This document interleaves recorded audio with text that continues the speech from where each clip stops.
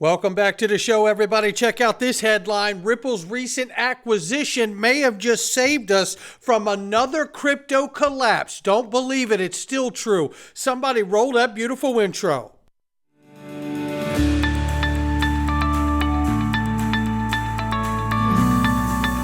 Digital Perspectives with Brad Kimes. Come on in.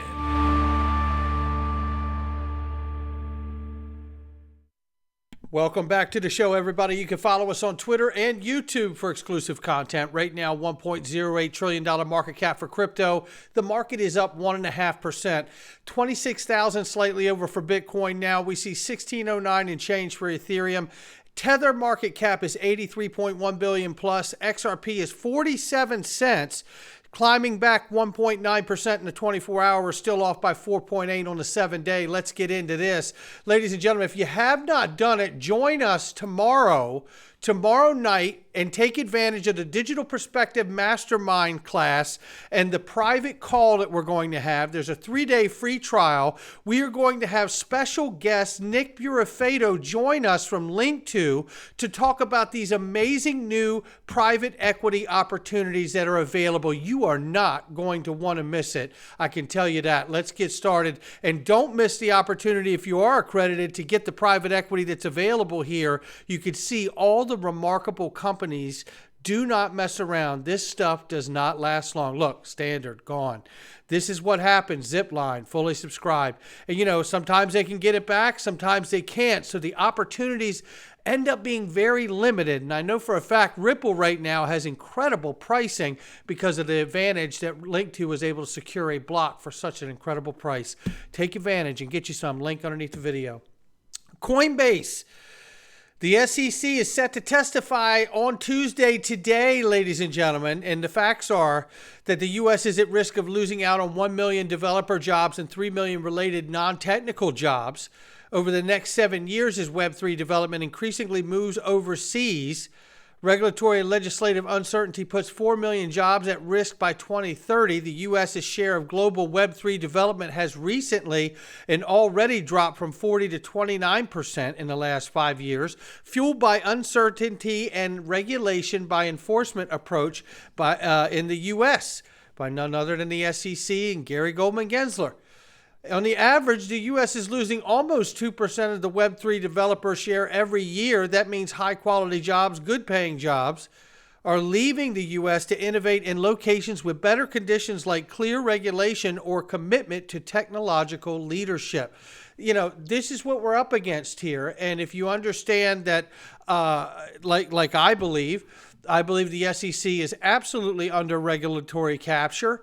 And they are doing the bidding for the legacy firms, and quite well, I would add. They are smashing the hell out of this space and driving these companies down to pennies on the dollar, for which we will see large acquisitions come from, I believe.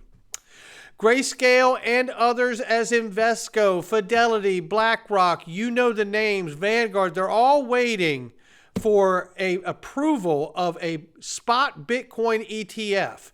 And you know what? I don't even need to play this clip because we need to look all eyes in October, because that's when Grayscale is waiting to hear if their spot Bitcoin ETF will be approved or not. And there is a chance, a lot of them are suggesting, that we would see all of them approved or none of them approved. So head on a swivel, that could do massive things for the market. Now, here's David Marcus, formerly worked on Libra for a hot second for Facebook, and then goes over, and now he's working on LightSpark here. Listen to this quick clip about what they're trying to do with Bitcoin. So we were just saying the state of fintech and the state of payments and where we really are. You're working on a new project. I shouldn't even say a new project, but a project around the Lightning Network, which is aimed at basically taking Bitcoin. You can explain it better than I can. Effectively, you take it off chain and then put it back on chain to make these transactions faster. Yes, actually what we're trying to do is turn Bitcoin into a real payment, global payment network, because we have many tourists walking right outside of the studio right now. If you were to stop one of them and wanting to communicate with them, you could ask them for an email address and you can email them easily the next minute. You could text them, you could add them to a group video chat. You can do all of these things. But if you were to send them money, if they were not a U.S. citizen here in the U.S. using one of the same fintech apps you're using, then you wouldn't be able to do that. And so we're still in the fax era of global payments, and that's what we're attempting to solve.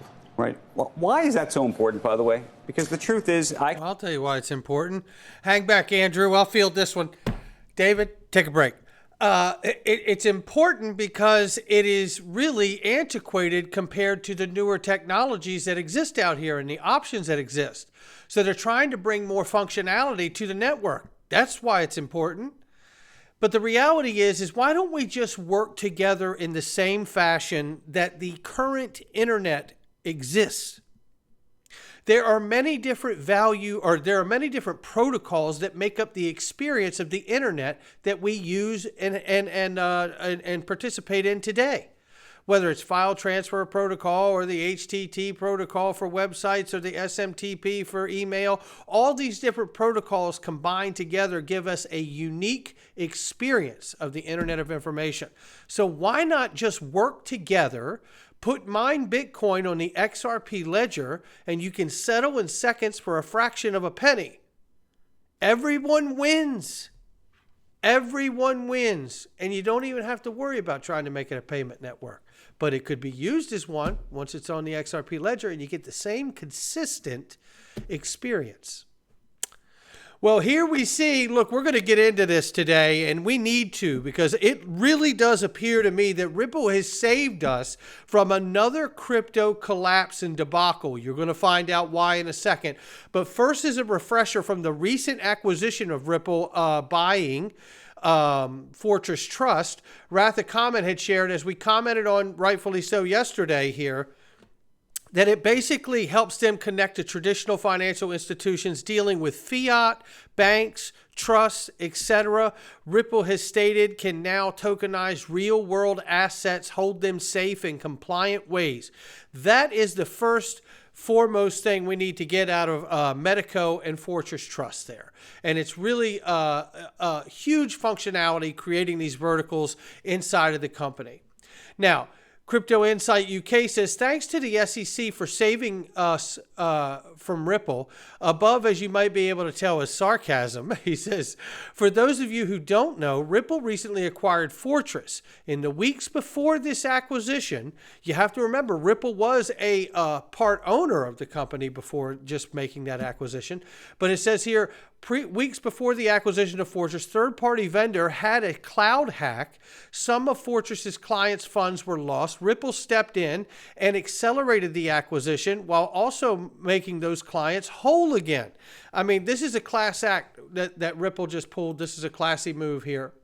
But listen to how bad this gets, because there is so much more to what was going on inside of Fortress and other spaces here. I want to go through this, and we need to know it, because what Ripple really did after you hear this thread is save this space from another huge collapse. And imagine the cannon fodder that would have been for someone like Gary Goldman Gensler to wield around the space and on every news station that he would sit on. Ratha Comment says here, this is wild. Turns out there's a soap opera surrounding the Ripple acquisition of Fortress Trust. Bankruptcy, theft, terror. This is a ride, so buckle up. And it sure is. And shout out to Ratha Comment for such a great thread here. And we all need to be aware of what's behind all of this. Again, you're going to see the kind of level of class that Ripple operates on. On September 7th, Fortress issued a statement they were compromised by a third party. The announcement was largely damage control, though they mentioned we also have some big company news we're excited to share later this week. More to come, foreshadowing. It says here, on September 8th, Ripple announced they were acquiring Fortress Trust. It made sense given the tokenization, regulatory capabilities. Remember, they were already investors in Fortress. It also explains why the announcement came before the paperwork was finished. It says here on the 11th, the block reported that the security breach on the 7th forced Fortress's hand. Ripple stepped in, made affected customers whole as a part of the sales agreement. Ripple spokesman said talks accelerated, but there were discussions before it. Then here, he says, soft, ominous music. I can't do it. Anyway, interestingly, he highlights the person tagged here, and he said from Molly White, and says, notice that in the last couple of months, Fortress Trust had scrubbed leadership team photos from their website. That's usually something going on that we're not aware of. As of July, Fortress page used to look like this, showing the Wayback Machine and the names that you see here. Right? And then it says on here, it says, now for the mess. You may remember the recent collapse of crypto custodian Prime Trust. We do. We reported on it here. After using customer funds to buy crypto with debt of $85 million, the founder of Prime Trust is the Fortress Trust CEO for now, Scott Prucell. So you can see that string running in back there. And it says BitGo had been set to acquire Prime Trust in June, but they backed out. 5 days later, Nevada put them in receivership. We're still talking about Prime Trust, not Fortress Trust here. He goes on to say, here is Scott Purcell, the founder of Prime Trust, writing as the CEO of Fortress Trust on their webpage. On July 19th, he cited BitGo as the preeminent trust company offering APIs, the same BitGo that bailed on his prior company, Prime Trust. The plot thickens. Prime Trust had a subsidiary, Bank Incorporated, a platform for taking public and private offerings online so issuers can conduct offerings and raise capital under Regulation A+. It says then went bankrupt the same time as Prime Trust in June. Remember the missing pictures from the Fortress Trust website? 3 of them, Purcell and Lithinetti and I don't even know how to say his names. The people that were highlighted in the pictures above were formerly part of Bank as well. Bank accuses them of pivoting Bank and Prime Trust subs from payments to NFTs and back to payments again, and then taking NFT IP employees, customers, computers to fund their own company. It says here, in a grim but humor, it seems it was Bank's CFO, previously interim Binance US CEO, who recognized what was happening. Bank is reportedly after Purcell for $9 million. Since the NFT wallet has been a big part of the Fortress product stack, it says, how did this story end? Ripple had its foot in the door as a Fortress investor. The execs at Fortress leave a trail of bankruptcy NFT tech from Prime Trust days that Ripple opportunistically scooped given a security breach, the wild world of high finance. Coda, it says, it will be interesting to see if the tech stack Ripple acquired is worth it in the long run. The Fortress X announcement mentioned they will see changes in the midterm despite remaining a separate company. Will prior issues become a problem, or is this just the way finance works? For more on the Prime Trust debacle, check out the work of Boring Sleuth. It's a lot, and you can check that out from Truth Lab's Boring Sleuth there and go into that. And I even think that we actually covered some. I have to go back and take a look. But nonetheless, it doesn't change the fact that this is a moment in time, ladies and gentlemen. And again, great thread from Rathacom, and give him a follow. But it looks like Ripple saved more than just Fortress Trust clients on this acquisition. And that is the moment of time that we are in the crypto space. We are seeing merger and acquisitions take place, consolidating major players and refining the industry to a healthier state of maturity. Don't believe it. It's still true. That is the moment we're in.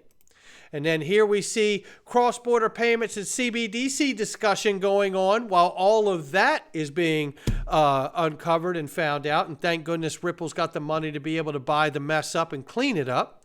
Here we see the executive director at Reserve Bank of India. I'm not going to play the whole thing, but I want to give you what you need to hear out of this, and then you won't believe where we're going after. Take a listen. And to the sovereign and the policy makers.